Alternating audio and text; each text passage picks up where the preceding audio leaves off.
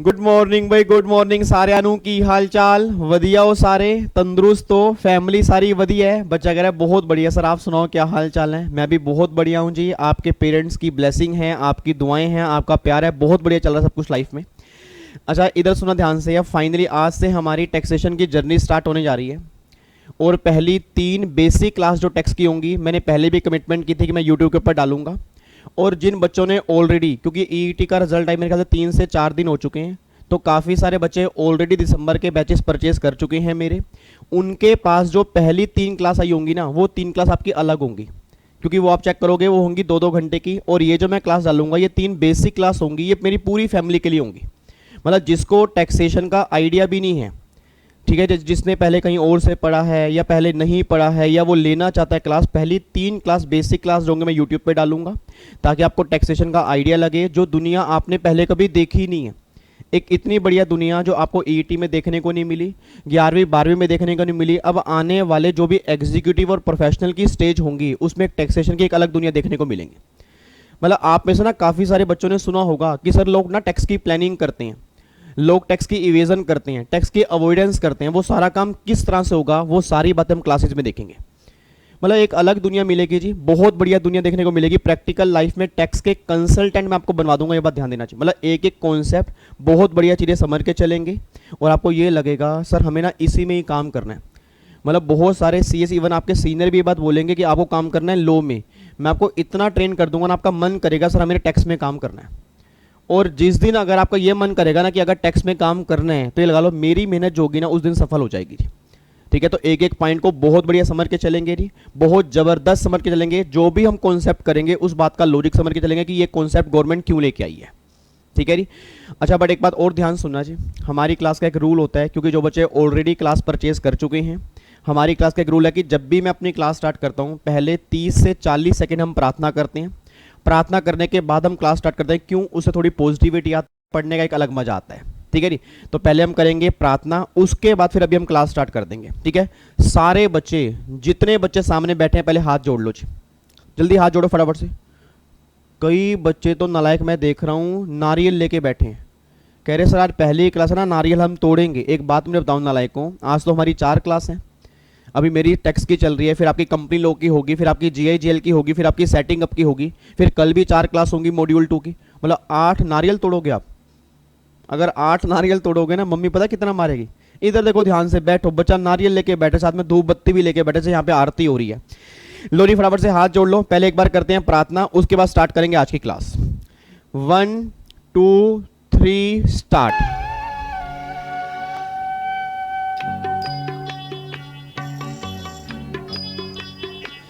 इतनी शक्ति हमें दे न दाता, मन का विश्वास कमजोर होना।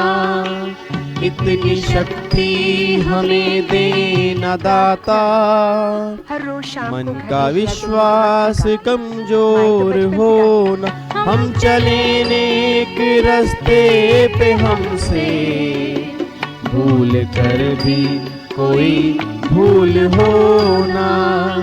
इतनी शक्ति हमें दे न दाता, मन का विश्वास कमजोर होना। हम चले नेक रास्ते पे, हमसे भूल कर भी कोई भूल होना। इतनी शक्ति हमें दे न दाता, मन का विश्वास कमजोर होना।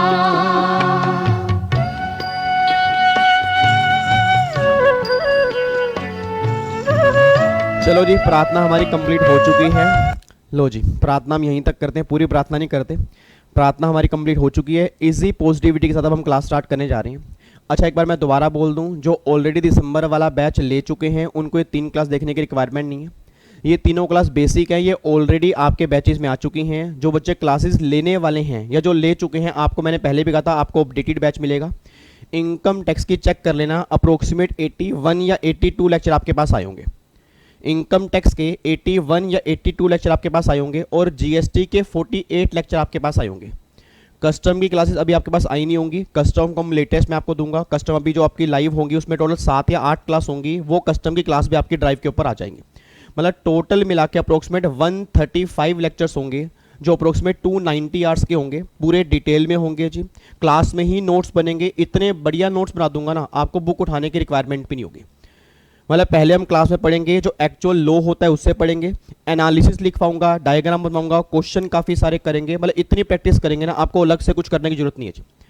और इवन मैं हर बैच के अंदर बोलता हूँ कि अब आपकी टैक्सेशन की रिस्पॉन्सिबिलिटी ना अब आपकी नहीं है, रिस्पॉन्सिबिलिटी मेरी है। और जिस दिन मेरा बैच खत्म होगा ना, आप चाहे लाल पैथ लैब से चाहे किसी से भी ब्लड टेस्ट करवा लेना, अंदर से आपका टैक्स ही निकलेगा। आप हैरान हो जाओगे सर अंदर से क्या निकल रहा है, आपका टैक्स ही निकलेगा। मतलब आपका ब्लड ग्रुप जो है ना मैं टैक्स पॉजिटिव कर दूंगा, ये बात ध्यान देना, ठीक है। वो सारी बातें आप समझ जाओगे। तो मैं ये कहना चाह रहा हूँ कि जो ऑलरेडी बच्चे क्लासेस परचेज कर चुके हैं, अगर वो ये 3 क्लास नहीं देखेंगे तो भी कोई दिक्कत नहीं है। जो क्लासेस लेना चाहते हैं उनके लिए बेसिक मैं क्लियर करने जा रहा हूँ पहली 3 क्लास में। अदरवाइज ऑलरेडी 3 क्लास जो होंगी वो मेरी लेटेस्ट बैच की, वो आपके पास अलग से आएंगी ही आएंगी, वो 2-2 घंटे की होंगी, ठीक है जी। और ये क्लास जो होगी हमारी 1 या 1.5 घंटे की होगी, ताकि आपका बेस क्लियर हो कि एक्चुअल में टैक्सेशन है क्या, ठीक है। इधर देखना आप ध्यान से, मैं कहना क्या चाह रहा हूँ जी। अब अगर मैं पहले थोड़ी सी बेसिक क्लियर करता हूँ ना, एक बात मैंने सोच के बताओ जी।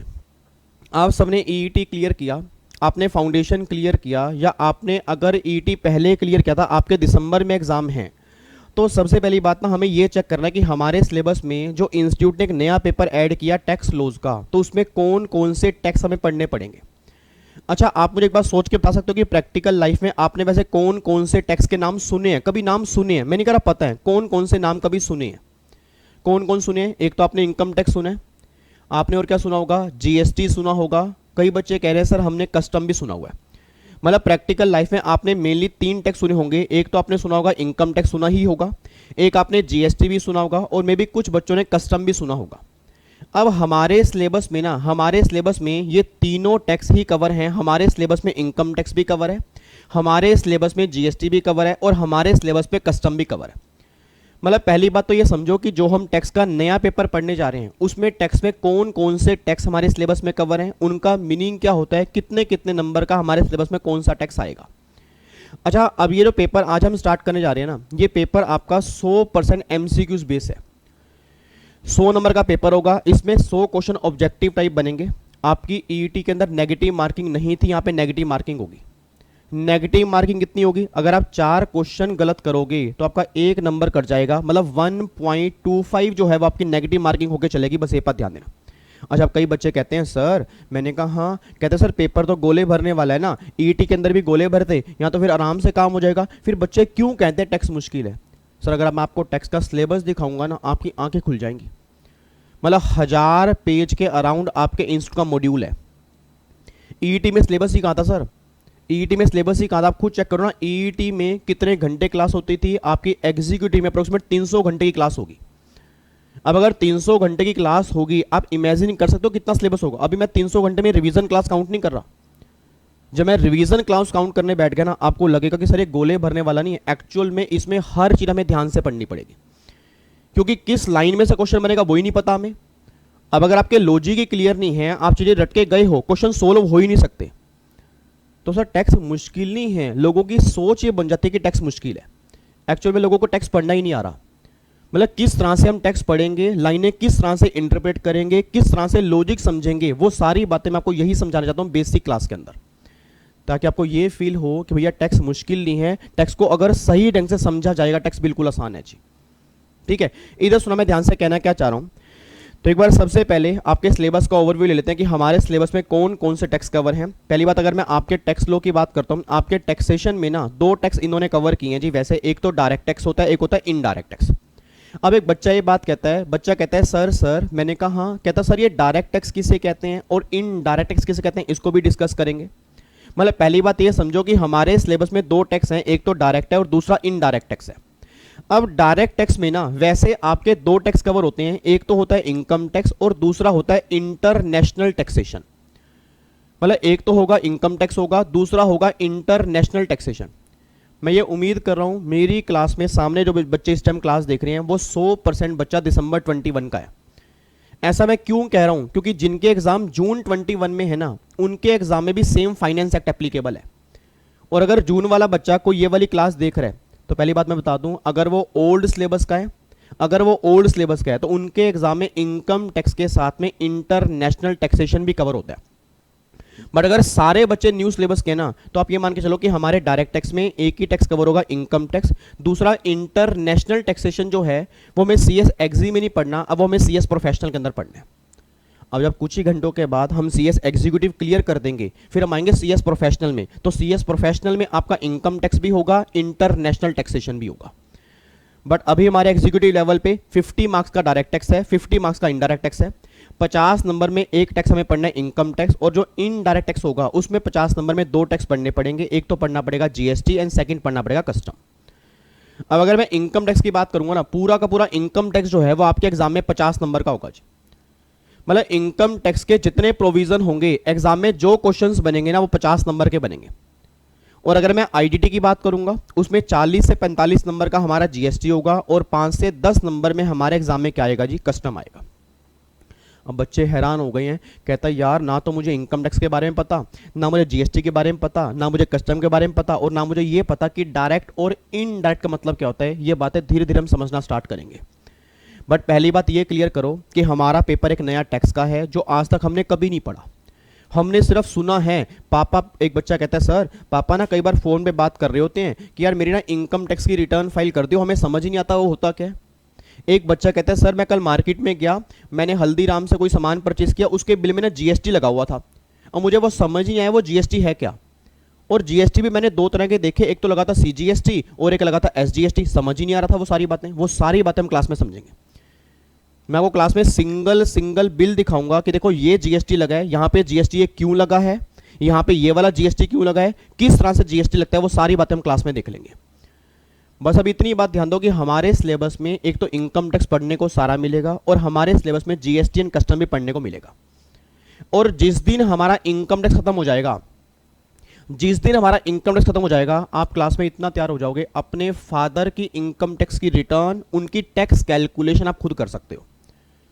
मतलब आपके फादर को फिर किसी सीए से रिटर्न फाइल करवाने की रिक्वायरमेंट नहीं है, आपके फादर को किसी सीए से रिटर्न फाइल करवाने की रिक्वायरमेंट नहीं है। आप खुद रिटर्न फाइल करोगे कि पापा आपकी रिटर्न मैं फाइल करूंगा, आपकी इनकम भी मैं कैलकुलेट करूंगा, टैक्स भी मैं कैलकुलेट करूंगा। तो वो सारी बातें हमें क्लास में सीखनी है। मतलब जो प्रैक्टिकल लाइफ में दुनिया अभी तक आपने सुनी है, उस दुनिया को हम एनालाइज करेंगे एक्चुअली में वो दुनिया है क्या। ये बात क्लियर है? तो मुझे पूरी क्लास पार्टिसिपेट करके बताएगी, पूरी क्लास पार्टिसिपेट करके बताएगी डायरेक्ट टैक्स में कौन कौन से होंगे। एक तो होगा इनकम टैक्स होगा, वैसे दूसरा कौन सा होता है, इंटरनेशनल टैक्सेशन, जो हमारे सिलेबस का पार्ट नहीं है, सीएस प्रोफेशनल के अंदर पढ़ने को मिलेगा। अगर मैं आईडीटी की बात करूंगा, हमारे सिलेबस में दो टैक्स कवर होंगे, एक तो होगा जीएसटी एंड सेकंड का कवर होगा कस्टम कवर होगा जी। अब बच्चा ये बात कहता है सर आपने कहा इनकम टैक्स 50 नंबर का है, जीएसटी 40 से 45 नंबर का है, और कस्टम जो है वो 5 से 10 नंबर का है। अब सबसे पहले ना इनकम टैक्स के बारे में हमें कुछ आइडिया दो कि इनकम टैक्स में हमें क्या पढ़ने को मिलेगा। भाई जो हमारे एग्जाम में 50 नंबर का इनकम टैक्स है, उसमें कौन सी बातें हमें पढ़ने को मिलेंगी, उसका थोड़ा आइडिया दे दो। इधर सुना ध्यान से। अब जो क्लासेस आपके पास आएंगी ना, उसमें अप्रोक्सीमेट मैंने क्या बोला, 81 या 82 क्लासेस जो होंगी वो इनकम टैक्स की होंगी। और सबसे पहले आपने जब लेक्चर देखने स्टार्ट करने हैं, आपने इनकम टैक्स से ही देखने स्टार्ट करने हैं। मैं दोबारा बोलूंगा, पहले लेक्चर आप इनकम टैक्स से देखोगे, रीजन क्योंकि बहुत वाइड है। अगर बाद के लिए छोड़ दोगे बाद में दिक्कत आएगी। पहले ये है कि सबसे वाइड सिलेबस जो है पहले उसको कंप्लीट करेंगे। तो जो 81 या 82 लेक्चर आपके पास आएंगे, आपने पहले इनकम टैक्स देखना है, उसके बाद फिर आपने जीएसटी देना है, लास्ट में आपने देना है कस्टम। ठीक है, इधर सुना ध्यान से। अब अगर मैं इनकम टैक्स की बात करता हूं ना, अब इनकम टैक्स में हमें कौन सी बातें देखने को मिलेंगी वो सुना ध्यान से। इनकम टैक्स को मैंने 3 पार्ट्स में डिवाइड किया जी। एक तो पार्ट नंबर 1 है, पार्ट नंबर 2 है और पार्ट नंबर 3 है। इन 3 पार्ट्स के बाद हमारा इनकम टैक्स पूरा खत्म हो जाएगा। जब क्लासेस में हम इनकम टैक्स देखना स्टार्ट करेंगे, पार्ट नंबर 1 जो होगा ना, that is introduction of income tax with tax rate. इसका मतलब क्या है? अब जितने बच्चे मेरे सामने बैठे हैं, जो बच्चे मेरे सामने बैठे हैं, मेरा पूरी क्लास से क्वेश्चन है, आपने कभी शायद घर में सुना होगा कि लोग, मतलब पापा जो है या कोई भी रिलेटिव जो है, वो कई बार बोलते हैं कि यार इनकम टैक्स पे करना है, इनकम टैक्स पे करने की डेट हमारी ये है, और इनकम टैक्स मतलब जो भी है रिटर्न फाइल करनी है। काफी सारी बातें आपने इनकम टैक्स की सुनी होंगी। अब अगर आपने कभी ये बात सुनी है कि पापा इनकम टैक्स पे करते हैं, या दुनिया में ऑब्वियस सी बात है मैं भी इनकम टैक्स पे करता हूँ, आपके फादर भी पे करते होंगे, आपके रिलेटिव पे करते होंगे। अब जो भी लोग इंडिया में इनकम टैक्स पे करते हैं, किस रेट से वो इनकम टैक्स पे करेंगे, वो सारी बातें आपकी चैप्टर नंबर 1 के अंदर आएंगी। मतलब इनकम टैक्स के रेट क्या होंगे। एक बच्चा कहता है सर मेरे पापा की इनकम ना 20 लाख रुपए साल की है, तो टैक्स कैसे निकालूंगा। मैं कहा चैप्टर नंबर 1। एक बच्चा कहता है यार मेरे पापा की इनकम तो बस 5 लाख रुपए है, टैक्स कैसे निकालूंगा। Chapter number 1। एक बच्चा कहता है मेरे पापा बहुत अमीर हैं, उनकी इनकम 1 करोड़ से भी ज्यादा है, उस केस में टैक्स कैसे निकालूंगा। Chapter number 1। आपके फादर अमीर हैं या गरीब हैं या मिडिल क्लास फैमिली है, कोई भी पर्सन होगा, उसकी टैक्स लाइबिलिटी कैसे कैलकुलेट होगी, चैप्टर नंबर 1 के अंदर आएगा। मतलब चैप्टर नंबर 1 हमें यह सिखा देगा कि प्रैक्टिकल लाइफ में जो भी पर्सन होंगे उनके हाथ में टैक्स किस तरह से कैलकुलेट करेंगे। अब इस सामने जो बच्चा बैठा है, बच्चा बड़ी देर से हंस रहा है। बच्चा कह रहा है यार मेरे पापा इंडिविजुअल तो हैं, मेरे पापा की ना एक कंपनी भी है, एबीसी लिमिटेड एक कंपनी है। मेरे पापा की अगर कंपनी है तो क्या पापा और कंपनी के हाथ में सेम रेट लगेंगे। मैंने कहा आंसर इज नो। दूसरा बच्चा कहता है सर मेरे पापा की पार्टनरशिप फर्म है, क्या फर्म और इंडिविजुअल में सेम रेट लगेंगे। Answer is no. एक बच्चा कहता है सर मेरे पापा की लोकल अथॉरिटी है।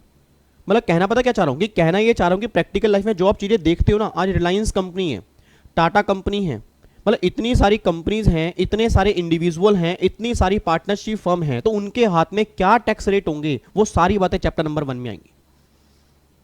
अब मेरा पूरी क्लास से क्वेश्चन है, एक बात मैंने सोच के बताना जी। मेरे हाथ में ना ये मान लो 500 रुपए हैं, आपको दिख रहे नहीं 500 रुपए। नालायक बच्चा खींच रहा है, कह रहा सर 500 रुपये ना मुझे दे दो, मुझे 500 रुपये के ना मोमोज खाने हैं। अभी आ रहे हैं मोमोज भी मंगा रहे हैं मैंने, और मोमोज भी मंगाए हैं, बर्गर भी मंगाए हैं, पिज़्ज़ा भी मंगाया।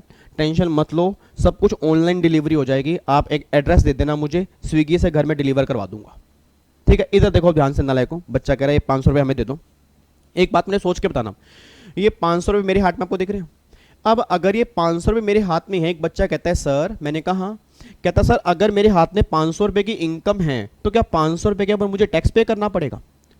मतलब अगर मान लो मैंने कोई बुक बेची है, मैंने कोई पेन बेचा, मैंने कुछ भी सेल किया, उसमें 500 रुपये की इनकम हुई, तो क्या 500 रुपये की इनकम के ऊपर मुझे टैक्स पे करना पड़ेगा। मैंने कहा ऐसा क्वेश्चन क्यों पूछा। कहता सर क्वेश्चन इसलिए पूछा कि अगर मान लो 10 रुपये की भी इनकम होगी और अगर टैक्स पे करना पड़े, कितनी बड़ी हार्डशिप होगी। भाई मैंने 10 रुपये की इनकम कमाई, गवर्नमेंट बोलेगी विवेक लाला इनकम टैक्स ला, तो क्या इतनी थोड़ी सी इनकम पर भी इनकम टैक्स पे करना पड़ेगा। गवर्नमेंट कहती नो। अब गवर्नमेंट ये बात बोलेगी कि इनकम टैक्स में आपकी एग्जम्पशन लिमिट होगी। इनकम टैक्स में एक एग्जम्पशन लिमिट होगी, एक ऐसी लिमिट होगी जहां तक किसी पर्सन को इनकम टैक्स पे ही नहीं करना। और वो एग्जम्पशन लिमिट क्या है, कितनी इनकम से ऊपर हमें इनकम टैक्स पे करना पड़ेगा, ये सारी बातें जो होंगी चैप्टर नंबर 1 में पढ़ने को मिलेंगी। आ रहा है मजा। मतलब जो बातें आज तक आप सुनते थे ना कि यार टैक्स कैसे निकलता होगा, किस तरह से टैक्स निकालते होंगे, रेट क्या होंगे, कैलकुलेशन क्या होंगी, ये सारी बातें हम चैप्टर नंबर 1 में ही खत्म कर देंगे। और ये लगा लो sir, chapter number 1 is the most important chapter for your practical life and examination also. Exam के अंदर भी भर भर के क्वेश्चन बनेंगे, और प्रैक्टिकल लाइफ में तो सबसे मेन चैप्टर ही क्या होता है, टैक्स कैलकुलेट करना। और अगर चैप्टर नंबर 1 के बाद आपके फादर आपको बोले कि बेटे मेरी इनकम 15 लाख रुपए है, जरा टैक्स निकाल के बताइए, हाथ में होना चाहिए कैलकुलेटर, मुंह पे होना चाहिए टैक्स, तुरंत पापा को बोला कि पापा ये टैक्स आ रहा है। और इतने बातें हम क्लास में सीख लेंगे। अब चाहे पापा की इनकम कितनी भी हो, उस केस में टैक्स कैलकुलेशन कैसे करेंगे, वो सारी बातें हमने चैप्टर नंबर 1 में सीखनी है। बात समझ में आ रही है जी। तो सबसे पहली बात, जब क्लासेस में आप चैप्टर नंबर 1 हम क्लास में स्टार्ट करेंगे तो उस चैप्टर में सीखने को मिलेगा कि हम टैक्स लायबिलिटी कैसे कैलकुलेट करते हैं। क्या कहना चाह रहे हो। एक बच्चा कह रहा है सर मतलब आप बुरा मत मानना और सैड मत होना, प्रैक्टिकल लाइफ में ना मतलब पापा कई बार घर में बात करते हैं तो पापा से ना हमने टैक्स का नाम तो सुना ही है, पापा ना कई बार एक वर्ड और यूज़ करते हैं कि सेस भी लगता है। मतलब पापा ने मुझे कई बार कहा मतलब बेटा कि जो मैं इनकम टैक्स पे करता हूँ ना, इनकम टैक्स के साथ में सेस भी लगता है।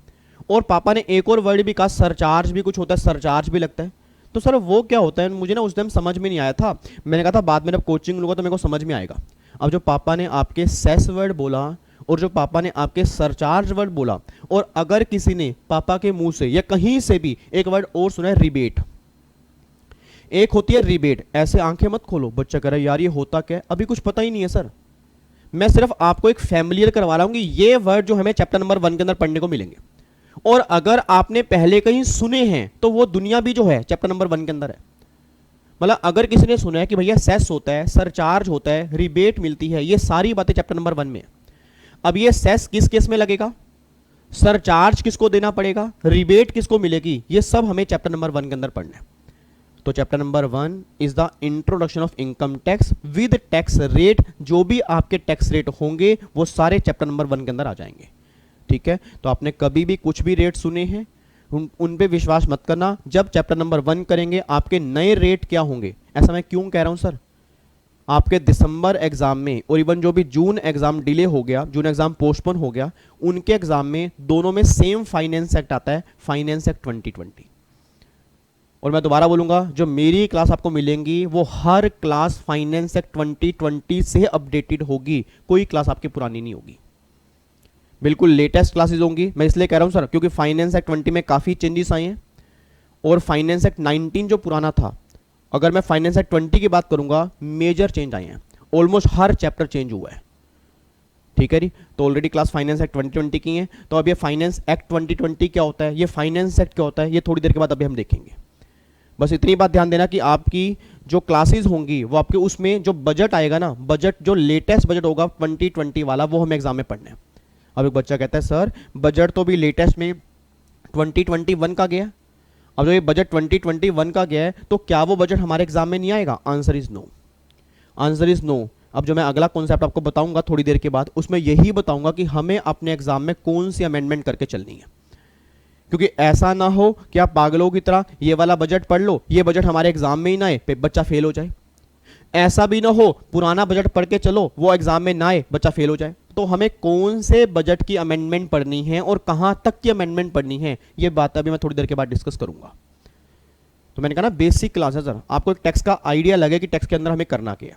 ठीक है, चैप्टर नंबर 1 क्लियर हो गया। चैप्टर नंबर 1 जब स्टार्ट करोगे क्लास में तो कौन सी बात पढ़ने को मिलेगी, जल्दी बोलो कौन सी बात पढ़ने को मिलेगी? Introduction of income tax with tax rate. जो भी आपके टैक्स रेट होंगे वो सारी बातें चैप्टर नंबर 1 के अंदर आ जाएंगी। अब चैप्टर नंबर 2 जो हमें करना होगा ना क्लास में, दैट इज रेजिडेंशियल स्टेटस। अब ये रेजिडेंशियल स्टेटस का मतलब क्या है वो सुना ध्यान से, एक बात मुझे सोच के बताना। जितने बच्चे भी मेरे सामने बैठे हैं, मेरा आप सबसे क्वेश्चन है, आप सब इंडिया के रेजिडेंट हो या नॉन रेजिडेंट हो? झूठ मत बोलना। आप सब इंडिया के रेजिडेंट हो या नॉन रेजिडेंट हो? बताओ जी, क्या हो जी? बच्चा कह रहा है रेजिडेंट है, रेजिडेंट है, रेजिडेंट है, रेजिडेंट है, रेजिडेंट है। हर बच्चा रेजिडेंट रेजिडेंट बोल रहा है कि हम इंडिया के रेजिडेंट हैं, हम इंडिया के रेजिडेंट हैं। लो जी, काम खत्म हो गया रेजिडेंट पे। चलो जी, अच्छा आप लोग इंडियन सिटीजन हो या फॉरेन सिटीजन हो? जितने बच्चे सामने बैठे हैं, आप इंडियन सिटीजन हो या फॉरेन सिटीजन हो? फिर बच्चे ने चैट में लिखना स्टार्ट कर दिया, Indian citizen, Indian citizen, Indian citizen, Indian citizen. लोरी सबने इंडियन सिटीजन लिख दिया। मेरा अगला क्वेश्चन है, आप इंडियन ओरिजिन के पर्सन हो या फॉरेन ओरिजिन के पर्सन हो?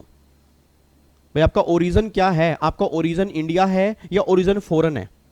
फिर बच्चा चैट बॉक्स में लिख रहा है हम इंडियन ओरिजिन है, हम इंडियन ओरिजिन है। लोरी सब बच्चों ने एक ही काम कर दिया, सबने लिख दिया रेजिडेंट भी हैं, इंडियन सिटीजन भी हैं, इंडियन ओरिजिन भी हैं।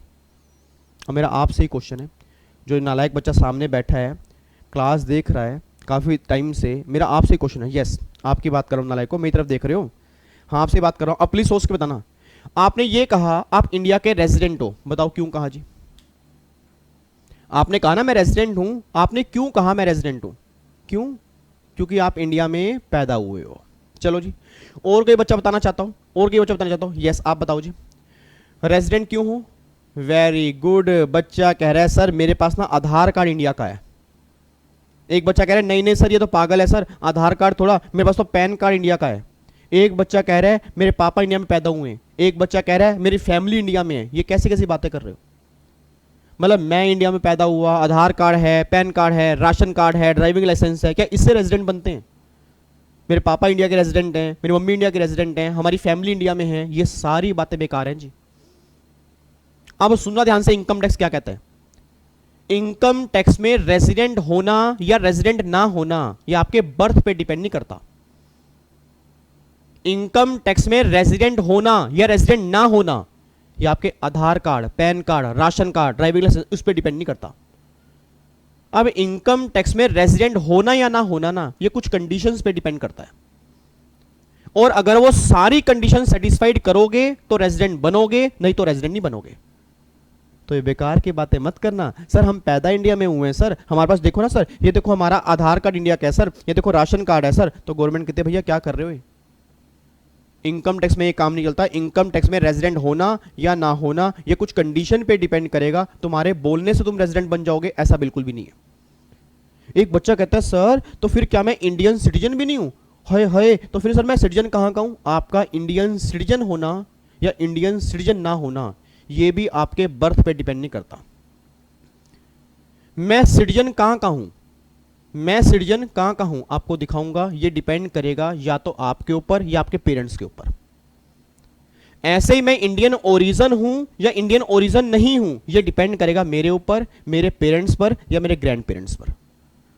तो ये सारी बातें मैं चैप्टर नंबर 2 के अंदर पढ़ने को मिलेंगी। मतलब अभी तक जो आप बोलते थे ना कि सर मैं तो रेजिडेंट हूं सर, बाहर किसी ने पूछा आप क्या हो, मैं रेजिडेंट हूं। किसी ने पूछा आप क्या हो, मैं इंडियन सिटीजन हूं। किसी ने पूछा आप क्या हो, इंडियन ओरिजिन हूं। और किसी ने पूछा क्यों हो, अरे बर्थ इंडिया में हुआ है। मतलब आपने एक बार इंडिया में पैदा क्या हुआ है, आपने इंडिया खरीद लिया।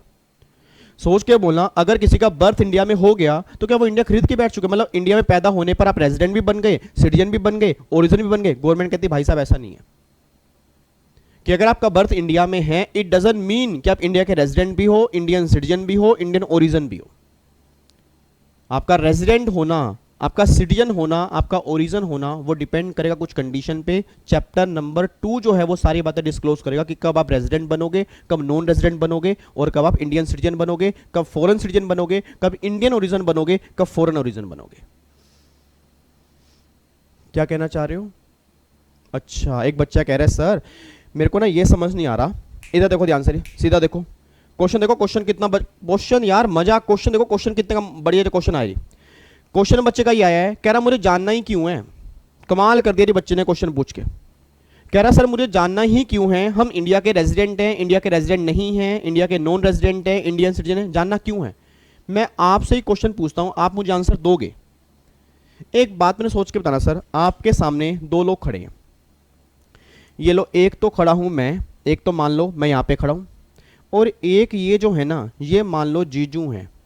सर जीजू, जीजू कौन है सर? हमारे जीजू निक जोनस, प्रियंका चोपड़ा के हस्बैंड। ओ माय गॉड, हाँ सर वो तो हमारे जीजू हैं। हाँ अब ध्यान सुनना, एक तो निक जोनस जी हैं और एक मान लो मैं यहां पे खड़ा हूं, ठीक है। अब प्लीज ध्यान सुनना, अब अगर आपको इन दोनों का, ये मत कहना सर जीजू जो हैं वो एनआर हैं और मैं जो हूं वो आर हूं। मैं दोबारा बोल रहा हूं, किसी का बर्थ कहां पे हुआ है उस पर डिपेंड नहीं करता कि आप क्या हो। बट मान लो मैंने सेक्शन चैप्टर नंबर 2 जो है उसमें कंडीशन जो दी है वो सेटिस्फाइड कर दी, तो मैं बन गया रेजिडेंट, उसने कंडीशन सेटिस्फाइड नहीं की वो बन गया एनआर। अब मेरा पूरी क्लास से क्वेश्चन है, जितने बच्चे सामने बैठे हैं पूरी क्लास से क्वेश्चन है, अब अगर इन दोनों का रेजिडेंशियल स्टेटस आपको नहीं पता होता तो इन दोनों की आप इनकम कैसे कैलकुलेट करते? सर इमेजिन करो, ये मत सोचो आपका ईईटी क्लियर हुआ है, ये सोचो हम सीएस बनने वाले हैं हम, और सीएस बनने में कितने घंटे रह गए? थोड़ी सी तो देर रह गई है, बस एग्जाम क्लियर करना है एग्जीक्यूटिव के, सीएस बन जाएंगे, प्रोफेशनल भी क्लियर कर देंगे, दिक्कत वाली बात कहां है। मान लो आप सीएस बन गए, चेयर के ऊपर बैठे हो, आराम से ऐसे बैठे हो, एक क्लाइंट आपके पास आया और क्लाइंट के साथ एक और पर्सन आया, उसने कहा मैंने इनकम यहां कमाई है, कुछ इनकम मैंने यहां कमाई है, कुछ इनकम इंडिया से बाहर कमाई है, कुछ इनकम यहां पे कमाई है, मेरी टोटल इनकम निकाल दो। अब अगर यही नहीं पता उन दोनों का स्टेटस क्या है, कि वो रेजिडेंट हैं या नॉन रेजिडेंट हैं, सर बिना स्टेटस के आप टोटल इनकम किस तरह से कैलकुलेट करोगे? बताओ तो सही, मेरी बात समझ पा रहे हो? अगर मान लो जीजू बोले आपको कि मैंने इनकम इंडिया से बाहर कमाई है, अब सोच के बोला बाहर का रहने वाला अगर बाहर ही इनकम कमाएगा तो क्या इंडिया इतनी बड़ी सुपर पावर है कि कहीं भी उड़ के जाएगा, लो जी हम टैक्स निकालने के लिए आ गए, हम टैक्स लगाने के लिए आ गए, हम टैक्स लगाने के लिए आ गए, क्या वो ये करेगा? मतलब ही नहीं है सर। ऑब्वियस सी बात है, बाहर का रहने वाला अगर बाहर इनकम कमाएगा वो इंडिया में टैक्स क्यों पे करेगा? बट वही अगर पर्सन रेजिडेंट होगा तो रेजिडेंट मींस क्या है? वो परमानेंट इंडिया में रहता है। तो आपको मैं चैप्टर नंबर 2 में बताऊंगा, अगर आप इंडिया के रेजिडेंट बन जाते हो ना तो पूरे वर्ल्ड में कमाई हुई सारी इनकम आपके हाथ में टैक्सेबल हो जाती है। तो सर ये मत सोचना कि हमें निकालना क्यों है, इसके बिना तो आप किसी पर्सन की टोटल इनकम निकाल ही नहीं सकते। तो जिस दिन आप सीएस बनोगे, कोई भी क्लाइंट आएगा, दो लोग आपके सामने खड़े हैं, मान लो आप सीएस बन गए, कुछ ही घंटों के बाद आप आराम से चेयर के ऊपर बैठे हो, तो ऑब्वियस सी बात है भाई आप सीएस बन जाओगे, टैक्स के अंदर प्रैक्टिस करोगे। मैं आपके पास आया, मैंने कहा अपना सी एस साहब मेरे को ये बताओ मेरी कितनी इनकम टैक्सेबल होगी, और साथ में ना जीजू भी आए हैं, निक जोनस जी भी हैं, उनकी कितनी इनकम टैक्सेबल होगी। अब आपने क्या किया, बिना देखे, ये बिना चेक किए कि वो रेजिडेंट है नॉन रेजिडेंट है, आपने लिया हाथ में कैलकुलेटर और बोलना स्टार्ट किया, बताओ भाई कितनी इनकम है। आप जीजू कह रहे हैं मैंने 20 लाख रुपए की इनकम इंडिया से बाहर कमाई है, आपने 20 लाख रुपए उसकी इनकम में जोड़ दिए। जीजू कह रहे हैं कहां पे लेके आ गई मुझे, मतलब इनको यही नहीं पता कि मैं एनआर हूं और बाहर कमाई हुई इनकम मेरे हाथ में टैक्सेबल नहीं होती। ये कह रहे 20 लाख रुपए की इनकम आ गई है। मेरी बात समझ पा रहे हो? मतलब सर कंसल्ट करना आसान नहीं है। और नॉर्मली मैं क्लास के अंदर बोलता हूं कि बुकों को पढ़ना और बुकों को समझना ये बहुत बड़ा फर्क है। सर आपके लिए इनकम टैक्स एक पेपर होगा, मेरे लिए इनकम टैक्स रोजी रोटी है। और इनकम टैक्स की एक एक लाइन में मैं आपको ऐसी दुनिया दिखा दूंगा ना जो प्रैक्टिकल लाइफ में आपने सोची भी नहीं कभी होगी। आपको मैं दिखाऊंगा सर क्लासेस के अंदर कि ब्लैक मनी से व्हाइट मनी कैसे कन्वर्ट होती है, कैसे टैक्स प्लानिंग होती है, कैसे अवॉइडेंस की जाती है, कैसे इवेजन की जाती है, किस तरह से हम टैक्स कम करते हैं। ये सारी बातें सीखने को मिलेंगी क्लास के अंदर। बट पहले ये तो बताओ हो कि जो हमारा पेपर टैक्स का है उसमें है क्या, क्योंकि चैप्टर नंबर 1 स्टार्ट करवाना मुश्किल थोड़ा है sir. But chapter number 1 class में ऐसे स्टार्ट नहीं होगा, पहले पूरा बेस क्लियर होगा, क्योंकि मैं आपको जीरो से लेकर चलूंगा कि आपने टैक्स वर्ड कभी सुना भी नहीं है और अभी तक मैंने मीनिंग बताया भी नहीं है कि डायरेक्ट क्या है, इनडायरेक्ट क्या है। ये सारी बातें धीरे धीरे धीरे धीरे आपकी क्लियर होती जाएंगी। अभी सिर्फ ये बता रहा हूं कि जो हमारे पेपर में 100 नंबर का एक नया पेपर ऐड कर दिया टैक्स का, उसमें कौन सी दुनिया हमें देखने को मिलेगी। तो पहली बात तो टैक्स रेट पता लगेंगे, दूसरी बात ये रेजिडेंट होना या नॉन रेजिडेंट होना किस तरह से निकालते हैं वो भी हमें यहां पे पढ़ने को मिलेगा। मेरी बात समझ में आ रही है? तो सर जो अगर आप सीएस बन जाओगे, अगर ये क्लाइंट आपके पास आया, मैं और मेरे जीजू, अगर मान लो निक जोनस जी, अगर हम आपके पास आए, तो आप ये नहीं बोलोगे कि आपकी इतनी इनकम टैक्सेबल है। सबसे पहले आप हम दोनों का स्टेटस कैलकुलेट करोगे। एक बच्चा कहता है सर वो तो एनआर ही होगा ना, वो तो एनआर ही होगा ना। मैं कहा क्यों होगा? कहता सर वो गोरा है ना, हम काले हैं, वो गोरा है, हम काले हैं। ऐसे बाइफर्केशन करोगे? मतलब वो बाहर से आया है, वो गोरा है, और हम इंडिया के हम काले हैं, तो वो एनआर है, हम आर हैं। इस तरह से कैलकुलेशन करोगे क्या? सर कैसी कैसी बेकार की बातें कर रहे हो, वो गोरा है और हम काले हैं। मतलब इसके बेस पे आप डिसाइड कराओगे कि कोई रेजिडेंट है या कोई नॉन रेजिडेंट है। ठीक है, तो ऐसी बातें नहीं करनी सर बिल्कुल भी। आपको स्टेटस कैलकुलेट करने के लिए चैप्टर नंबर 2 के पास जाना ही पड़ेगा। और एक बात तो अपनी लाइफ में असूल बना लो कि बिना स्टेटस कैलकुलेट किए किसी पर्सन की आप टोटल इनकम कैलकुलेट नहीं कर सकते, नहीं कर सकते, नहीं कर सकते। बस ये बात ध्यान देना। और अगर मेरी फैमिली का बच्चा नहीं, मुझे नहीं पता बाकी को बच्चे कोचिंग कहां से लेंगे, और इवन मुझे ये भी नहीं पता कि आप मुझसे कोचिंग लोगे या नहीं लोगे। बट इतनी बात ध्यान देना सर, आप कहीं से भी कोचिंग लो, बट पढ़ने और समझने के अंदर जमीन आसमान का फर्क होता है। मैंने कहा ना, पढ़ना एक अलग चीज है, समझना एक अलग है। सर हमें करियर बनाना है, हमें ना फील करना है टेक्स्ट बुक की, जब हमें लाइनें पढ़े ना हमें फील हो कि हम कुछ पढ़ रहे हैं। एक इंटरेस्ट क्रिएट हो कि यार प्रैक्टिकल लाइफ में कितनी बढ़िया दुनिया है, जो हमने सुनी थी वो हमें फील होने को मिल रही है। अगर वो दुनिया देखी जाएगी तो अलग ही नज़ारे आएंगे। जब मैं प्रैक्टिकली आपको एग्जांपल दूंगा ना कि देखो इस तरह से काम होता है, आपके रोंगटे भी खड़े हो जाएंगे, यार इस तरह से टैक्स में काम होता है। आंसर इज यस, होता है। तो पहली बात तो हमें क्या समझ में आया जी? हमें यह समझ में आया कि 2 चैप्टर हमें पढ़ने को मिलेंगे। सबसे पहले इनकम टैक्स में, जिसमें एक तो टैक्स रेट पता लगेंगे और दूसरा पता लगेगा कि कब रेजिडेंट बनते हैं, कब नॉन रेजिडेंट बनते हैं। ये बातें हमें पढ़ने को मिलेंगी। ओके जी, ये बात क्लियर हो गई। आप सुना ध्यान से। उसके बाद जी फिर पार्ट नंबर 2। अब पार्ट नंबर 1 में ना इनकम टैक्स में हमें ये बातें पढ़ने को मिलेंगी। अब जो पार्ट नंबर 2 है उसमें कौन सी बातें पढ़ने को मिलेंगी वो सुनो ध्यान से। ये बताओ जी किस किस बच्चे ने वैसे अकाउंट्स पढ़ा हुआ है जी?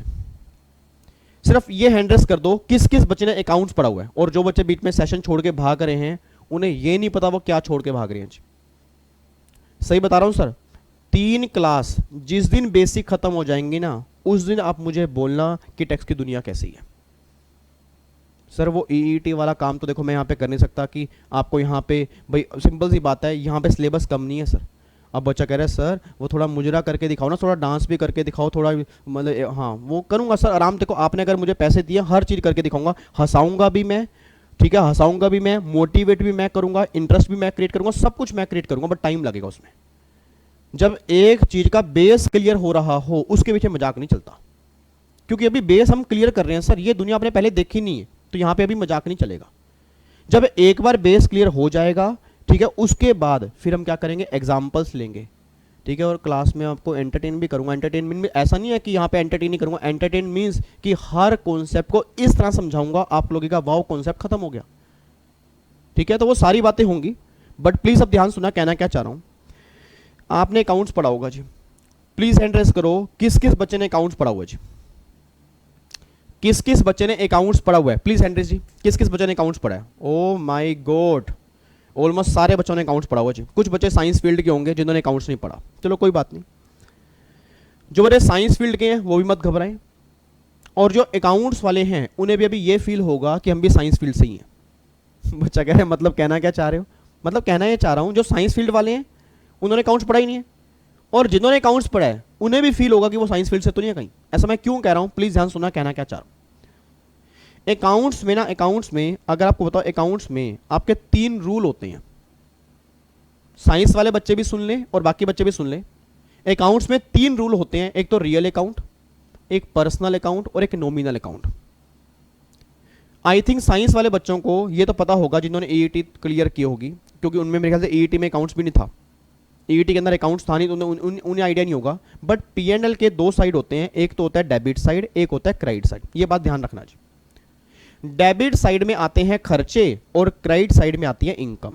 ये बात क्लियर है, ये बात तो साइंस वाले बच्चों को थोड़ी बहुत आइडिया होगी कि डेबिट साइड में खर्चे आते हैं, क्रेडिट साइड में इनकम आती है, और जो बच्चे अकाउंट्स पढ़ रखे हैं उनको तो पता ही होगा।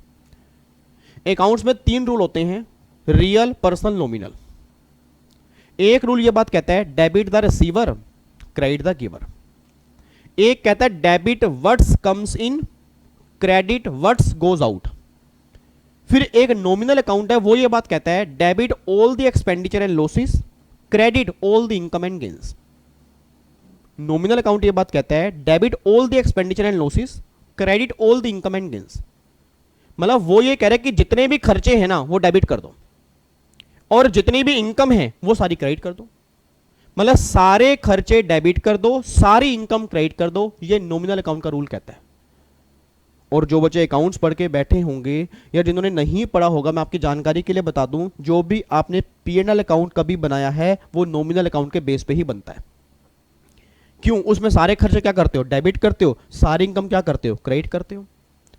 अब सुना, अकाउंट्स और इनकम टैक्स में 36 का आंकड़ा है। सर अकाउंट्स मैं आज क्लियर कर दूं आपको, अकाउंट्स और इनकम टैक्स में 36 का आंकड़ा है। ऐसा मैं क्यों कह रहा हूं, क्योंकि अकाउंट्स जो आप पढ़ते हो वो एज पर कंपनीज एक्ट होता है, एज पर कंपनीज एक्ट है। मतलब अकाउंट्स में जो प्रोविजन फॉलो हो रहे हैं वो कंपनीज एक्ट के फॉलो हो रहे हैं, बट इनकम टैक्स में जो प्रोविजन फॉलो होंगे वो सारे इनकम टैक्स एक्ट के होंगे, इसलिए दोनों में 36 का आंकड़ा है। ऐसा मैं क्यों कहता हूं आपको मैं थोड़ी देर के बाद अभी बताऊंगा। अकाउंट्स वाले पता क्या बोलते हैं, देखो अकाउंट्स वाले क्या बोलते हैं, अकाउंट्स वालों की कलाकारी देखो जी, अकाउंट्स वालों की दुनिया ही अलग है।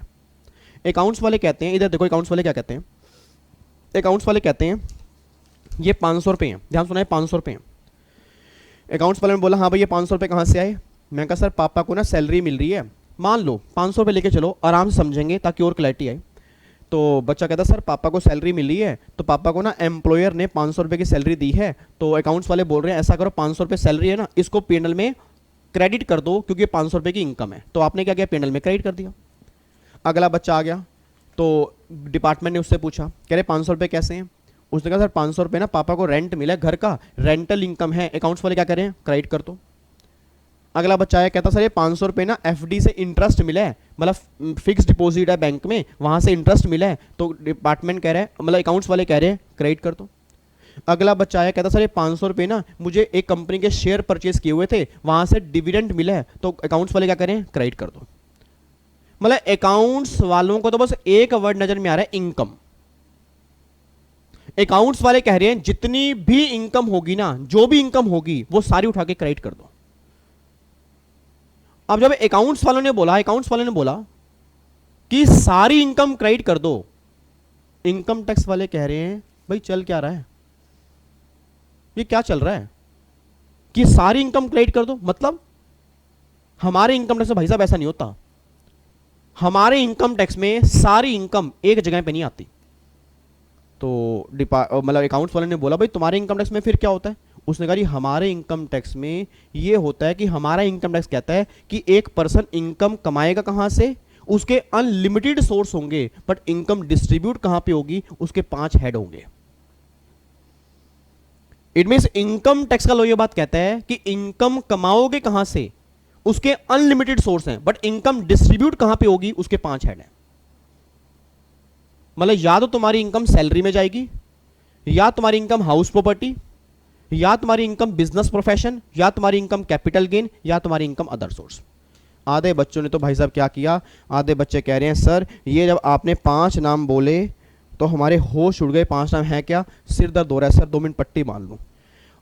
अब जाके आराम आया है, भाई तुझे समझ में आए 5 हेड सर ने क्या बोले। दूसरा कह रहा है यार मुझे भी नहीं आया, रुक मैं भी पट्टी बांध लूं। उतारो पट्टी नाले को, इधर देखो, रुको तो सही सर, अभी समझ में कैसे आ जाएगा। मतलब आप क्या समझ रहे हो भाई, जो 82 लेक्चर है, 82 लेक्चर है, उसका मैं एक क्लास में खत्म हो जाए। मतलब मैं कहना इंटेंट समझो, इंटेंट क्या है। अकाउंट्स वालों ने क्या किया, अकाउंट्स वाले कहते इनकम आई सैलरी की, चल क्रेडिट, इंटरेस्ट चल क्रेडिट, डिविडेंड चल क्रेडिट, ये वाली इनकम चल क्रेडिट, ये वाली इनकम चल क्रेडिट, ये वाली इनकम चल क्रेडिट। अकाउंट्स वाले तो बस ये करते हैं, क्योंकि उनका एक रूल है नॉमिनल अकाउंट, वो कह रहा है debit all the expenditure, credit all the income. मतलब नॉमिनल अकाउंट कह रहा है जितनी इनकम है ना, जो इनकम है वो सारी की सारी क्रेडिट कर दो। भाई जो भी इनकम है, जो इनकम है वो सारी की सारी क्रेडिट कर दो। इनकम टैक्स वाले कह रहे हैं साहब सॉरी, हमारे इनकम टैक्स में ऐसा ना हुआ है। हमारे इनकम टैक्स में तो इनकम आएगी कहां से, उसके तो अनलिमिटेड सोर्स है, इनकम कहीं से भी आ सकती है, बट इनकम डिस्ट्रीब्यूट कहां पे होगी, उसके 5 चैप्टर हैं। या तो इनकम सैलरी, या इनकम हाउस प्रॉपर्टी, या इनकम बिजनेस प्रोफेशन, या इनकम कैपिटल गेन, या इनकम अदर सोर्स। इसको पता है इनकम टैक्स में हम क्या नाम देते हैं, इनकम टैक्स में हम नाम देते हैं इसको 5 heads of income. 5 heads of income. 5 heads of income का मतलब क्या है, इधर देखना ध्यान से, अब मैं आपको समझाता हूं जी।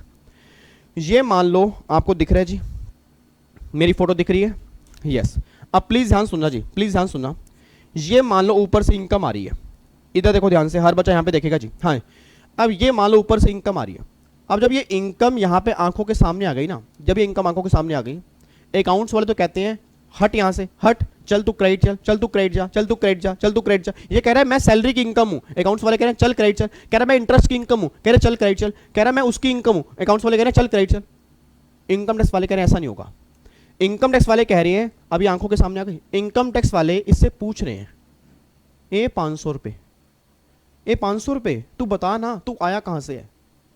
तो ये 500 रुपए कह रहा है, कह रहा मैं ना एम्प्लॉयर से आया हूं, मतलब 500 रुपए एम्प्लॉयर ने मुझे दिए हैं, और मेरे पापा एम्प्लॉई हैं, उनको मिले 500 रुपए। तो इनकम टैक्स वाले कहते हैं अच्छा मतलब तू सैलरी की इनकम है, ओके।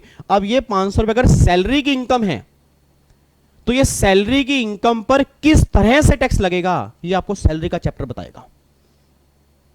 मतलब इनकम टैक्स में सर चैप्टर अलग बने हुए हैं, ऐसा नहीं है कि कोई भी इनकम आई उठा के क्रेडिट कर दो। इनकम टैक्स वाले कहते हैं भैया सॉरी, सबसे पहले हम उस इनकम से बातचीत करेंगे कि वो इनकम कहां से है, और उसके बेस पे फिर करेंगे बाइफर्केशन। अब इनकम टैक्स वाले कह रहे हैं इसको भैया ये 500 रुपए ना, वो देखो देखो सैलरी का चैप्टर दिख रहा है, उस सैलरी के चैप्टर में 500 रुपए ले जा और इसकी टैक्सेबिलिटी निकाल दे।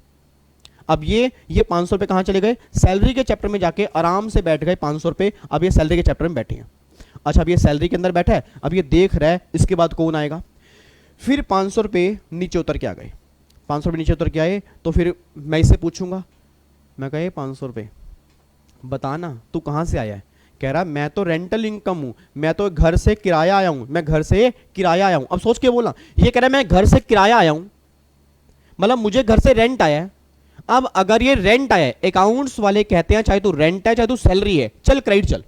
इनकम टैक्स वाले कहते हैं नहीं।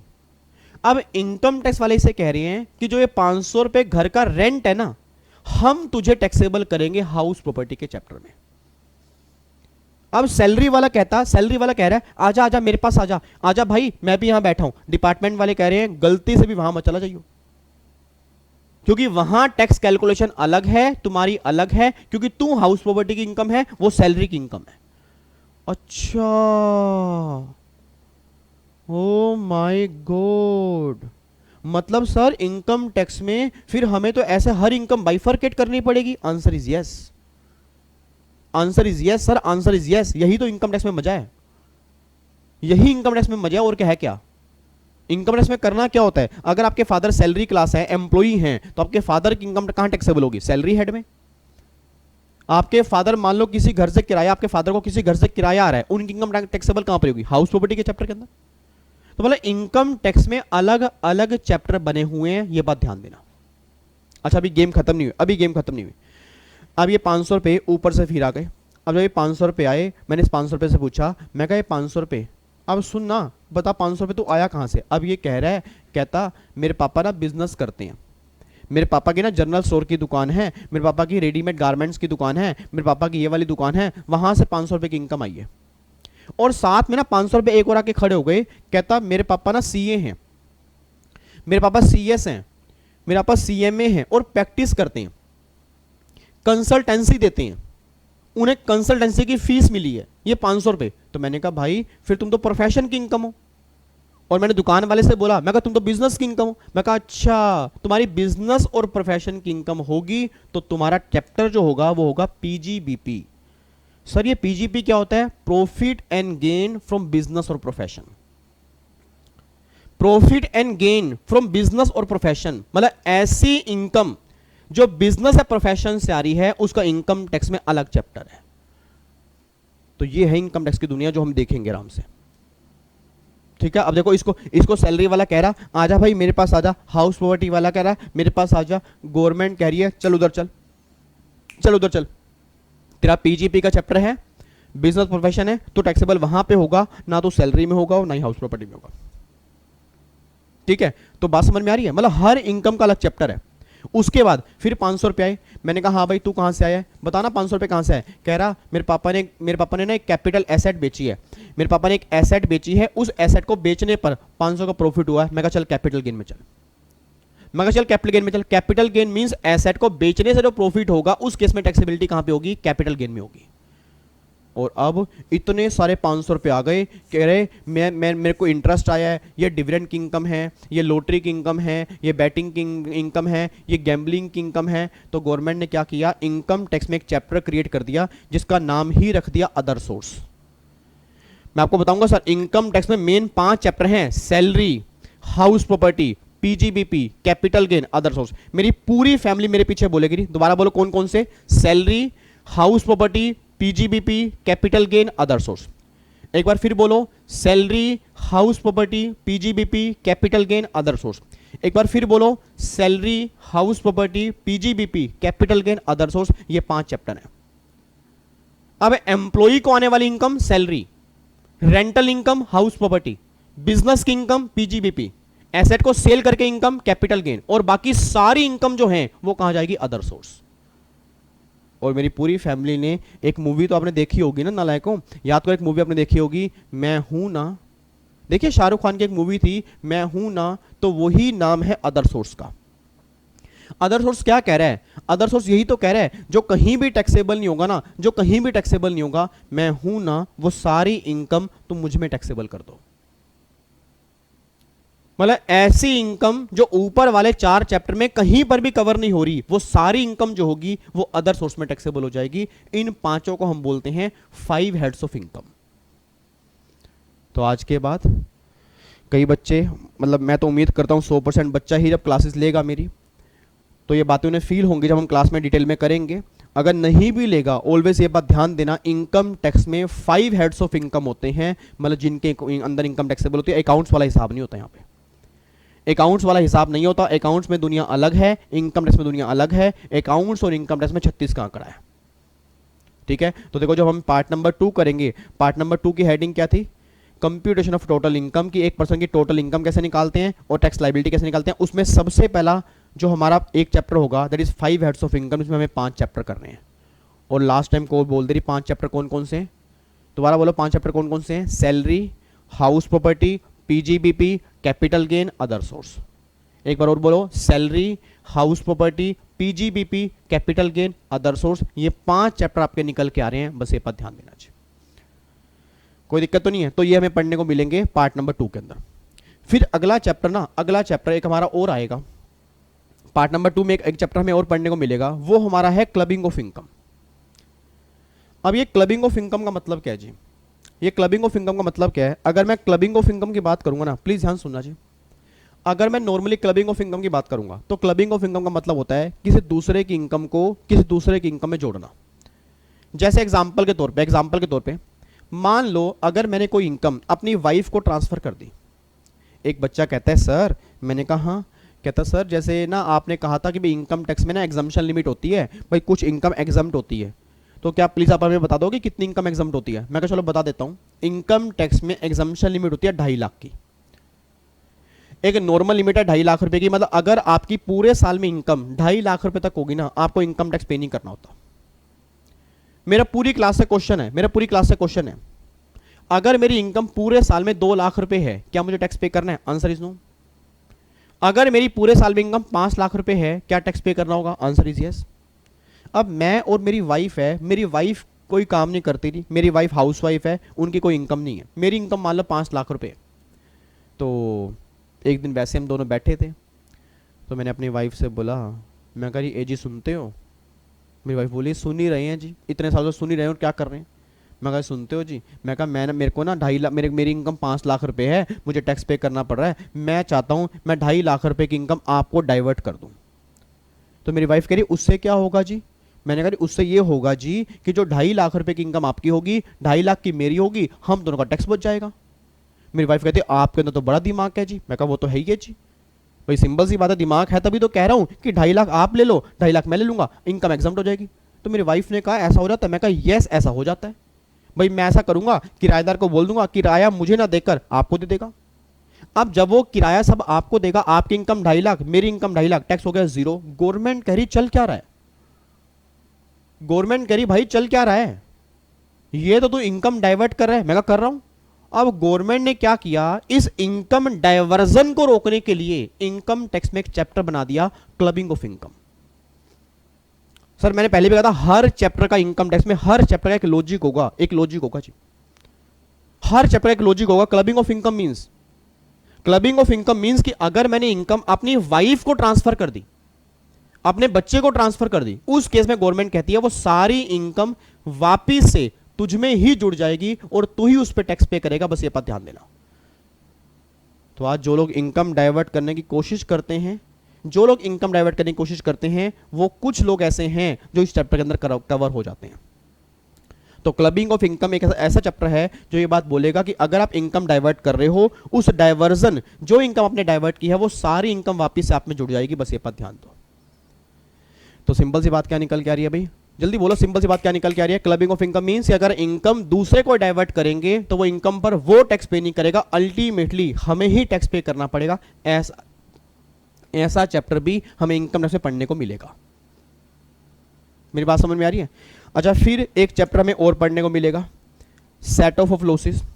सेट ऑफ लॉस का मतलब क्या है? आज मैं आपको यहां में पार्ट नंबर 2 तक कराऊंगा, बस पार्ट नंबर 2 तक कराऊंगा। पार्ट नंबर 3 आपको कल थोड़ा बेस क्लियर करूंगा, कल का मतलब परसों, क्योंकि कल तो मॉड्यूल 2 की डेमो क्लास चलेंगी, परसों बेस क्लियर करूंगा। और फिर परसों ही आपको यह बताऊंगा, आपके एग्जाम दिसंबर 21 में है। कई बच्चे ऐसे भी हो सकते हैं जिनके एग्जाम जून 21 में थे, मे बी उनके एग्जाम डिले हो गए हो, ठीक है? तो दोनों के एग्जाम में सेम फाइनेंस एक्ट आता है, बट हाँ कुछ चेंजेस थोड़े से एडिशनल होते हैं जो दिसंबर के अंदर आते हैं, ठीक है? बट 95% चेंजेस जो जून के एग्जाम में एप्लीकेबल होते हैं वही सेम चेंज दिसंबर के एग्जाम में भी आते हैं, ठीक है? तो ये लगा लो दोनों के एग्जाम में सेम इनकम टैक्स है, दोनों के एग्जाम में सेम जीएसटी है। अब कौन सी अमेंडमेंट पढ़नी है उसको डिस्कस करूंगा नेक्स्ट क्लास में, क्योंकि काफ़ी सारे बच्चे ना ये समझ ही नहीं पाते कि हमें बैच जो लेना है वो कौन सा लेना है, मतलब अमेंडमेंट कितनी पढ़नी है। तो नेक्स्ट क्लास में डिस्कस कराऊंगा। उसके बाद नेक्स्ट क्लास में यही बताऊंगा कि आपको कितनी बुक्स मिलेंगी, किस तरह से पढ़ना होगा, किस तरह से फ्लो बनेगा, ये सारी बातें धीरे धीरे करके हम नेक्स्ट क्लास में देखेंगे, ठीक है? तो मेन आज हम डिस्कस कर रहे हैं कि अब जो हमारे बैलेंस दो टॉपिक हैं इसमें हमें क्या सीखने को मिलेगा, ठीक है? यहां तक बेस क्लियर कर दूं आज, ठीक है? यहां तक ओके ना? मतलब थोड़ा सा आज तो गया बच्चा, अगर यार पहले दिन इतनी पढ़ाई कर ली सर, अब इतना पता है हमें, इतना समझ में आ गया, आज हम बड़े खुश हैं, घर रह के बोल देंगे पापा आप जो बोल रहे थे ना इनकम टैक्स की रिटर्न फाइल करते हो, हमें ही पता लग गया रिटर्न कैसे फाइल करते, पापा इनकम टैक्स के रेट भी हमें पता लग जाएंगे, सर ने कहा है सब कुछ बताएंगे, और पापा आप जो कह रहे थे ना मैं रेजिडेंट हूँ, आप झूठ बोल रहे थे। पापा ने कहा ओ हेलो, मैं तो रेजिडेंट हूँ क्योंकि मैं पैदा इंडिया में हूँ। मैं कहा पापा यही तो गलती हम करके आए आज, सर ने हमें डांटा है कह रहा है पैदा होने से कोई रेजिडेंट थोड़ा बन जाता है पापा, कुछ कंडीशन होती हैं, हम एक बार बस चैप्टर कर लें, आपकी वो कंडीशन सारी देख लेंगे। ओ माय गॉड, ये होती है बात, यही है सर, यही है सीखने के बाद क्लास में प्रैक्टिकली अप्लाई करना। उस दिन मुझे प्राउड फील होगा जिस दिन आप टैक्स सीख के जाओगे और घर में अप्लाई करोगे। और जब आप टैक्स कैलकुलेशन करोगे तो कितना अच्छा लगेगा पापा को, देखो। तो यही सर चीजें करनी है हमें। इधर देखना ध्यान से, अब अगला चैप्टर आएगा सेट ऑफ लॉसेस। इसमें क्या सीखने को मिलेगा, एक बात मुझे बताओ।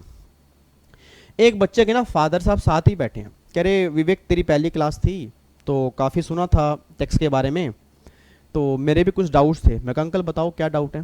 कह रहे यार मेरे ना 2 बिजनेस हैं विवेक, मेरे ना 2 बिजनेस हैं, एक तो बिजनेस 1 है और एक बिजनेस 2 है। अब जो बिजनेस 1 है और बिजनेस 2 है ना, बिजनेस 1 से तो मुझे प्रॉफिट आ रहा है, मतलब मेरा बिजनेस 1 करियाने की दुकान है, उसमें मुझे 5 लाख रुपए का प्रॉफिट है। बट बिजनेस 2 है मेरा रेडीमेड गारमेंट्स का। अब तू जानता है कोरोना का टाइम चल रहा है, कोविड का टाइम है, लोग इतनी शॉपिंग कर नहीं रहे, करियाने की दुकान में अच्छा खासा बिजनेस चल रहा है, तो मेरा उस बिजनेस से ना 2 लाख रुपए का लॉस आ रहा है। अब करियाने की दुकान से 5 लाख का प्रॉफिट आ रहा है, रेडीमेड गारमेंट से 2 लाख रुपए का नुकसान हो रहा है। तो मेरा क्वेश्चन ये है कि जब मैं गवर्नमेंट को टैक्स पे करूंगा तो क्या मैं 5 लाख की इनकम पे करूंगा, या 5 लाख में से 2 लाख का लॉस हटाने के बाद जो 3 लाख की इनकम बनेगी उस पर टैक्स पे करूंगा। मैं कहा अंकल आप टैक्स पे करोगे 3 लाख की इनकम पर। कह रहे क्यों, बट इनकम तो 5 लाख है। मैं कहा अंकल इनकम टैक्स में एक चैप्टर है कि अगर आपके लॉसेस होते हैं, अगर आपके लॉस हो जाते हैं, उस लॉस को भी आप दूसरी इनकम से खत्म कर सकते हो, फिर जो नेट इनकम बचेगी उस पर आप टैक्स पे करोगे, ये इनकम टैक्स कहता है। कहते अच्छा, मतलब ऐसा इनकम टैक्स में कुछ है ना, मतलब अगर लॉस हो जाए तो घबराए तो नहीं। मैं कहा अंकल नहीं। मैं कहा अंकल बट ये भी ध्यान देना, ऐसा नहीं है कि आंखें बंद करके इस लॉस को किसी भी इनकम से खत्म कर दो। ये लॉस किस इनकम से खत्म होगा हमें चैप्टर में देखना पड़ेगा। ये लॉस किस इनकम से खत्म होगा ये भी देखना पड़ेगा। ऐसा नहीं लिखा हुआ कि अगर कोई लॉस है वो किसी भी इनकम से खत्म कर दो, लो ये नहीं कहता। अब लॉस किस इनकम से खत्म करेंगे, कैसे खत्म करेंगे, ये सारी बातें हम देखेंगे। एक बच्चा कहता है सर पापा ने क्वेश्चन पूछा है ना, तो मेरा एक क्वेश्चन और आ गया। जैसे मान लो अब पापा ने कहा बिजनेस 1 में 5 लाख का प्रॉफिट था, मान लो यहां पे 1 लाख का प्रॉफिट होता और यहां 2 लाख का लॉस होता। चलो आपने कहा भाई लॉस खत्म कर सकते हैं, बट ये लॉस तो 1 लाख ही खत्म होगा ना। अब जो लॉस खत्म ही 1 लाख होगा और जो बैलेंस 1 लाख का लॉस बचेगा उसका क्या करेंगे। मैं आपको बताऊंगा इस चैप्टर में। वो लॉस आप अगले साल लेके जा सकते हो। वो लॉस जो खत्म नहीं हुआ उसको अगले साल लेके जाओ। अगले साल उस लॉस को लेके जाने के बाद किस इनकम से खत्म करोगे वो भी हमें देखना पड़ेगा। तो मेरी बातें समझ में आ रही है जी। तो सिंपल सी बात है, इनकम टैक्स में हमें यह भी पढ़ने को मिलेगा कि अगर लॉस हो जाते हैं उस लॉस को आप दूसरी इनकम से किस तरह से खत्म कर सकते हो। Getting my point? Okay okay. तो ये चैप्टर हमारा आएगा सेट ऑफ लॉस का। फिर एक चैप्टर हमारा लास्ट में हमें पढ़ने को मिलेगा, that is deduction under chapter 6 से। सर ये क्या होती हैं? ये तो सर हमने पहली बार नाम सुना है, डिडक्शन अंडर चैप्टर 6 से। सर ये तो हमें पता ही नहीं डिडक्शन क्या होती है। आपको तो अभी ये भी नहीं पता, आपको तो ये भी नहीं पता इनकम टैक्स कैसे बना, फाइनेंस एक्ट क्या होता है, फाइनेंस बिल क्या होता है, ठीक है, डायरेक्ट टैक्स किसे कहते हैं, इनडायरेक्ट किसे कहते हैं। मैंने क्या बोला, आराम से धीरे धीरे सब कुछ पता लग जाएगा। अभी तो मैं क्या बता रहा हूं कि जो हमारे सिलेबस में 50 नंबर का इनकम टैक्स आएगा उस 50 नंबर में क्या क्या होगा। अभी तो बहुत सारी चीजें करनी है सर। टैक्स का बेस क्लियर करना है, ये टैक्स बना कैसे, बनाने वाला कौन है, फाइनेंस बिल क्या होते हैं, फाइनेंस एक्ट क्या होते हैं, मेमोरेंडम क्या होते हैं, अमेंडमेंट एक्ट क्या होते हैं। ये कई चीजें हैं सर, ये कई चीजें हैं। मैंने कहा ना जब आप क्लास परचेज करोगे तो पहली 3 क्लास होंगी वो ये नहीं होंगी। पहली 3 क्लास आपकी अलग ही होंगी, वो 2-2 ढाई-ढाई घंटे की क्लास होंगी। उसमें पूरा मैंने डिटेल में ये फाइनेंस बिल, फाइनेंस एक्ट, ये सब बातें वहां पे समझने को मिल जाएंगी।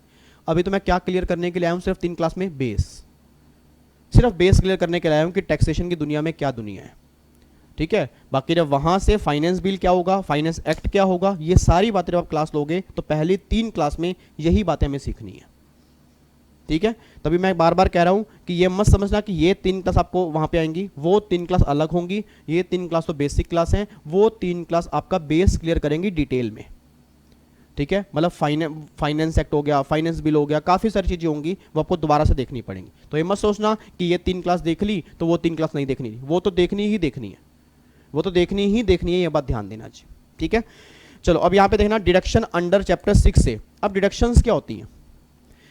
आप में से कोई बच्चा है, सिर्फ 10 मिनट की बात हो रहा है जी, सिर्फ 10 मिनट की बात हो रहा है, सीधे बैठ जाओ, जल्दी जल्दी सीधे बैठो जी, जल्दी सीधे बैठो, सिर्फ 10-15 मिनट की बात हो रहा है। अच्छा इसके बाद फिर आपका जो 1 बजे होगा ना, 1 बजे आपका कंपनी लो का डेमो स्टार्ट हो जाएगा जी।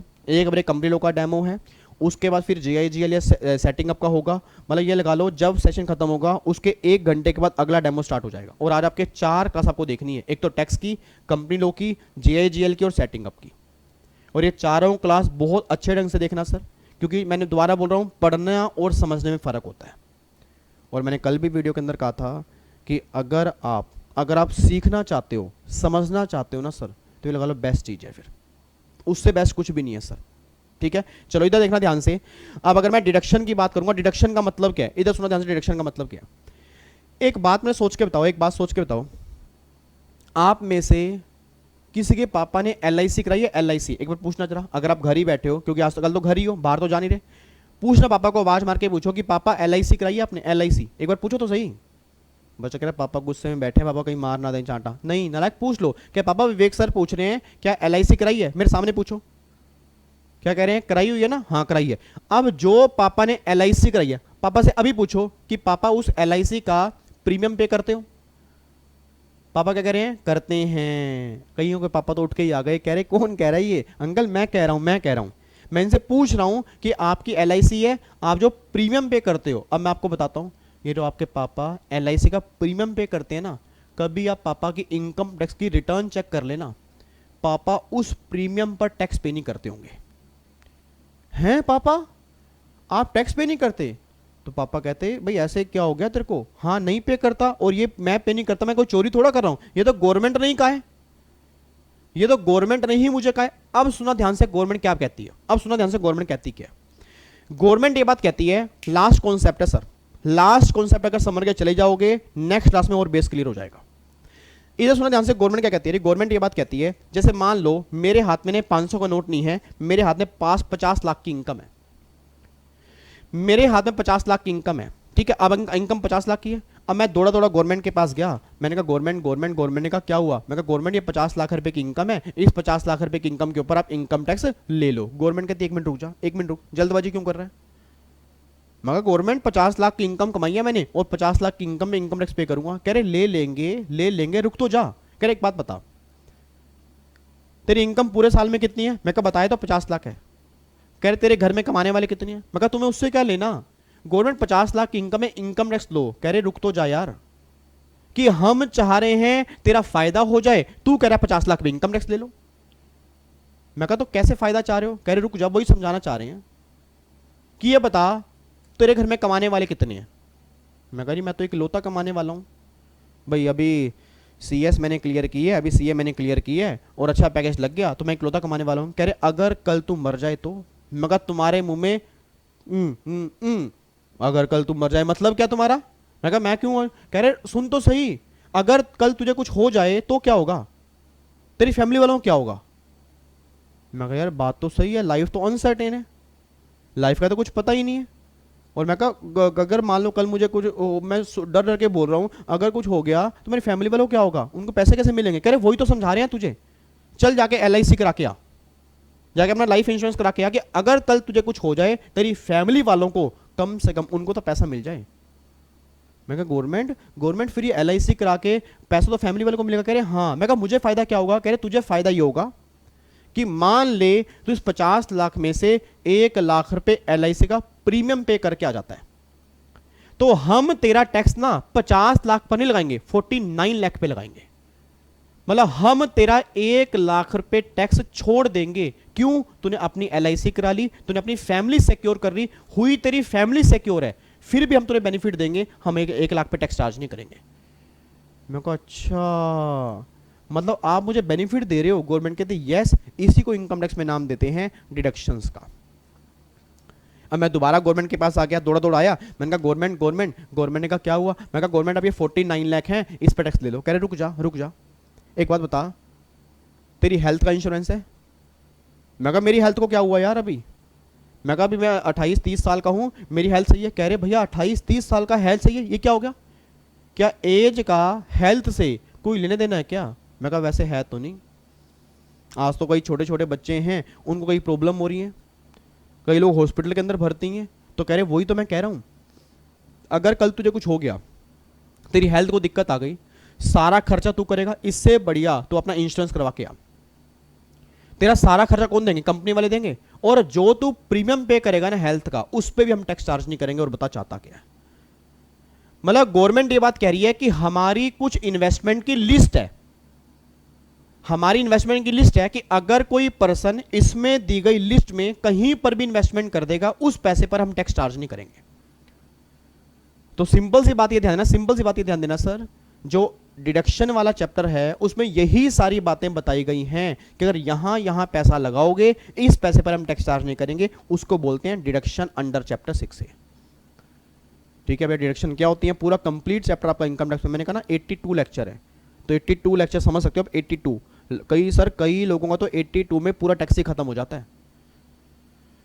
और हमारे 82 लेक्चर इनकम टैक्स में हैं और 48 लेक्चर जीएसटी में होंगे, और 7 और 8 लेक्चर कस्टम के दोबारा से और आएंगे। तो टोटल मिला के 135 के अप्रोक्सीमेट आपके लेक्चर होंगे जी, ये बात ध्यान देना। तो आप समझ सकते हो उसमें क्या पढ़ने को मिलेगा। आज तो कुछ भी नहीं है, आज तो सिर्फ बेस क्लियर हो रहा है कि अच्छा ऐसा भी इनकम टैक्स में कुछ है। आंसर इज यस है। तो एक बार मुझे दोबारा बताओ जी, अभी तक मैंने क्या बताया, जल्दी बताओ फटाफट से। अभी तक मैंने क्या बताया? सबसे पहला पॉइंट मैंने क्या बताया, हमारे सिलेबस में कितने टैक्स कवर है? बस बस बस बस बस सीधे सीधे सीधे सीधे बिल्कुल सीधे होके बैठ जाओ। मेरी तरफ देखो जी, मेरी तरफ देखो, जितने बच्चे सामने बैठे हैं। हाँ नहीं, सबसे पहला जी, हमारे सिलेबस में कितने टैक्स कवर है? फटाफट से बोलो। डायरेक्ट और इनडायरेक्ट। डायरेक्ट में कौन कौन से आएंगे? इनकम टैक्स और इंटरनेशनल। इंटरनेशनल हमारे सिलेबस में है नहीं, हमारे सिलेबस में क्या है? इनकम टैक्स 50 नंबर का है। आईडीटी में कौन कौन से हैं? जीएसटी और कस्टम। ना तो हमें डीटी पता, ना हमें आईडीटी पता, ना हमें जीएसटी पता, ना हमें कस्टम पता, हमें सीखा ही नहीं। इसको 1 बाय 1 सीखेंगे। बट ये हमें पता है कि 50 नंबर के इनकम टैक्स में कौन कौन सी बातें हमें पढ़ने को मिलेंगी।